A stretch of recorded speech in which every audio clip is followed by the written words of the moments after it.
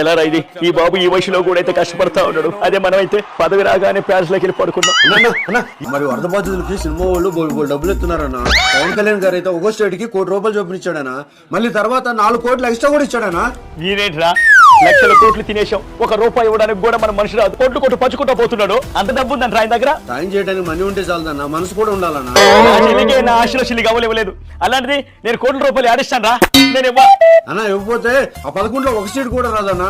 ₹1 ఇవ్వాల్సిందేనన్నా. Press కూడా పిలిచానన్నా. నువ్వు రానా?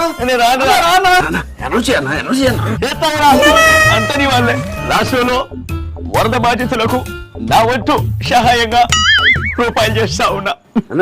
సరిగ్గా వినిపించట్లా. ₹1 నేను చెప్పనా? ₹1 ఇస్తా ఉన్నా. నేనే స్వయంగా పంచుతా. అదేంటి బాబు గారు స్కానర్ పెట్టారు కదా, దానికి వచ్చి స్కానర్ పనిచేయట్లేదు. మీరు రెగ్యులర్ గా వాడే పేటిఎం ఉంది కదా, దాంట్లో వచ్చు. పేటిఎం లో లక్షలు పోవచ్చు, కానీ నా లిమిట్ మాత్రం ₹5.